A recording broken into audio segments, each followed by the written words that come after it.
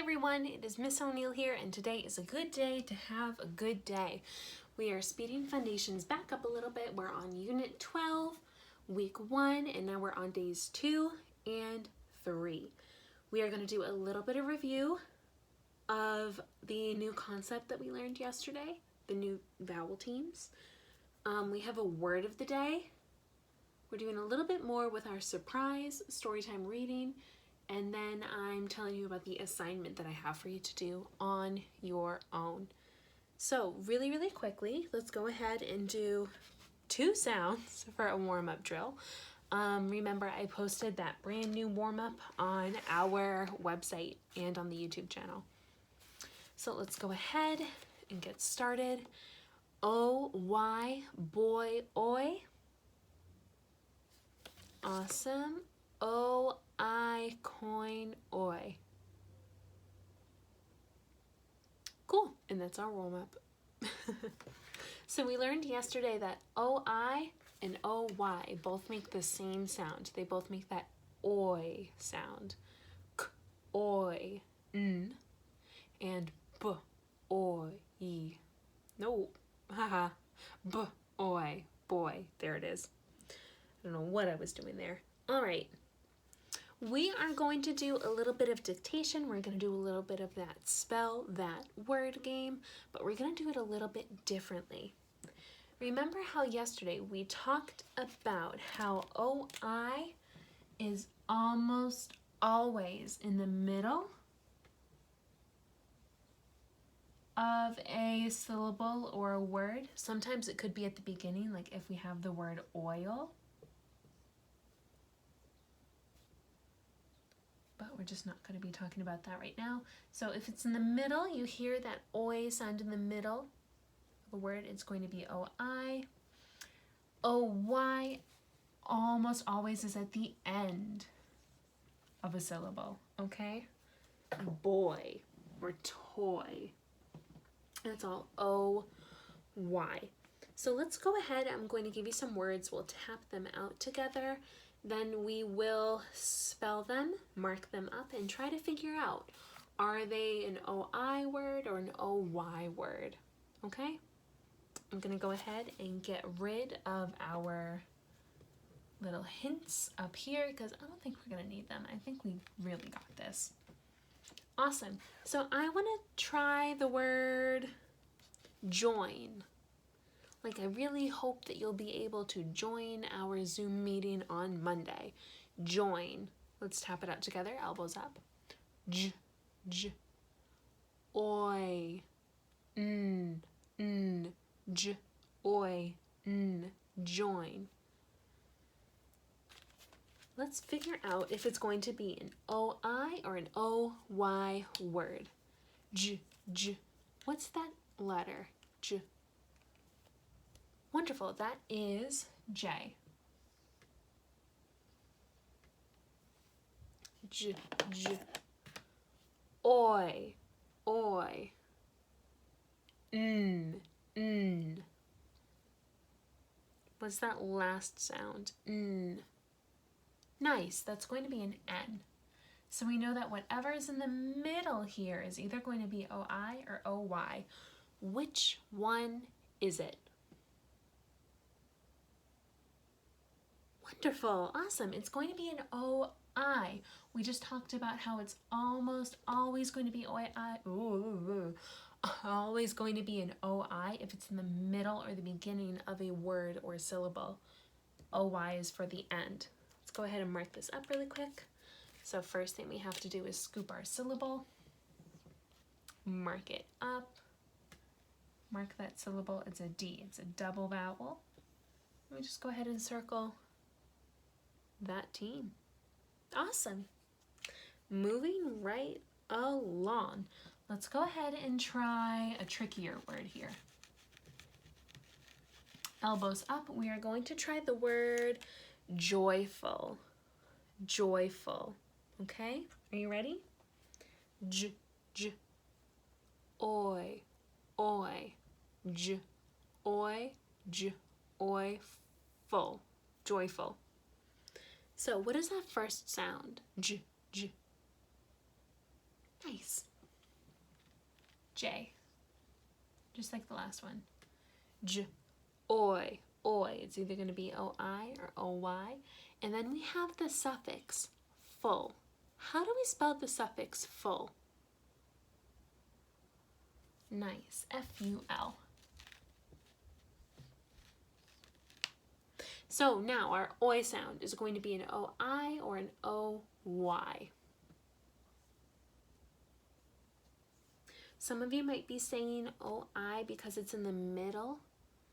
And you are right that O-I is usually in the middle. But remember, this is a suffix here. So we need a base word. Our base word is going to be J-O-I. It's going to be J-O-Y, joy. Joyful. Awesome. Let's go ahead and mark that up so we know we have a suffix. We underline the base word, circle the suffix. Mark this up as a double vowel team syllable and circle the double vowel team. Awesome, wonderful. Let's do an even harder one. I know we got it. So this word is going to be the word noisy. Noisy. We're all staying inside in our homes. I'm sure it has been a little bit noisy in your home. I live with Jake, and even living with just Jake, it has been noisy in my home.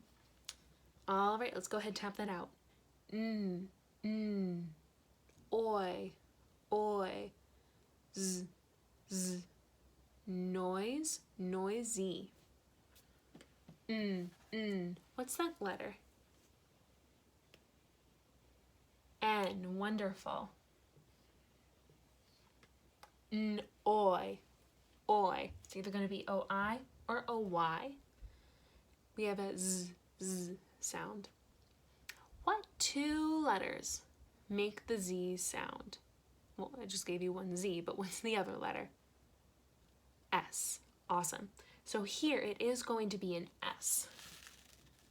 And then we have the suffix Y at the end here. That turns our regular word into an adjective. We're talking about something, we're describing something that is noisy, right? Is it going to be an O-I or an O-Y here? Careful thinking. Nice, some of you got it. The suffix here is only the Y. So I still have N, oi, z, z. I need something for the middle here. And for the middle, it's going to be an O-I. Wonderful. I'm going to go ahead and mark this up. Underline the base word, circle the suffix. Then I'm going to go ahead and mark the syllable and circle that double vowel team. So if you're spelling out the regular word noise, it is a little bit of a trick word. It wouldn't be N-O-I-S, it would be N-O-I-S-E. And that rule you are going to be learning about later on, not in second grade. That's like a big kid rule. All right. Cool. One more and then we'll do our word of the day. So go ahead, get those elbows up again. Our word now is the word spoil. Spoil. Elbows up. S, s, p, p. Oi, oi, sp, oi, spoil. What is that first sound? S, s. Nice, that is an S. Then we have p, p. P, wonderful. It's either O-I or O-Y for oi. Now we have L, L. Wonderful. So we know that our oi sound is in the middle here. Is it going to be an O-I or an O-Y? Wonderful. It's going to be an O-I. I'm going to go ahead and get a marker to mark this up with. Scoop the syllable, spoil, double vowel. I'm going to circle this, and if you want to, there's a consonant blend over here that we can go ahead and underline. Awesome. spoil also happens to be our word of the day. I tricked you a little bit. Awesome. Spoil is our word of the day. Now, what does the word spoil mean? Well, spoil can mean a couple of different things, right? If you leave milk out of the fridge too long, it could spoil. It could go bad. You could spoil a pet or a person, especially on their birthday, right? You can give them presents, give them cake, give them a whole bunch of things. Nice. There's a couple different meanings for the word spoil, but I'm going to go with the first meaning that we talked about. So if I was going to write a sentence for the word spoil, I would write something, I would write a question, I think, for my sentence. Did that milk spoil? How would you scoop this question? How would you scoop this sentence? Did that milk spoil? I think I would do something like, did that milk spoil? And mark it up like that. Wonderful. Awesome job. So we've done our review. We've done our word of the day. I want you to go ahead while I'm erasing and get out the reading that we did yesterday. That surprise story. We talked about the characters yesterday. We talked a little bit about the setting where it takes place at the apartment complex. Wonderful. I have a couple of scavenger hunt questions for you, okay? You are going to take a look at your story and you are going to pause the video, all right, when you found your answer to the question. So, I want you to find and then read out loud, not just in your head, but out loud in your not robot reading voice. Find and read the sentence that tells you why Mr. and Mrs. Carlo think it would be easy to plan a surprise for Carly. Pause the video and find that sentence. Why did Mr. and Mrs. Carlo think it would be easy to plan a surprise for Carly? When you're done with that, my next scavenger hunt sentence question for you is, who offered to help plan the party? Mr. and Mrs. Carlo were going to start doing it, and then somebody offered and said they would enjoy helping prepare for the party. Find that sentence and read it out loud. Pause the video here. Come back when you're done. Awesome. So you did the first two sentences, and now it is time for the last. Our last story time scavenger hunt sentence is, why did Mrs. Carlo decide to get the cake at a bake shop? There is a reason for it. Why did Mrs. Carlo decide to get the cake at a bake shop? She could just make it herself, but why did she choose the bake shop? When you're done finding that, you can unpause the video. And now I have a storytime scavenger hunt paragraph question for you, okay? So a paragraph is a big chunk of text in a story or on a piece of paper in a workbook, in our textbooks. A paragraph is a big chunk of words. You can tell when a paragraph starts by something called the indent. There's a bunch of spaces here.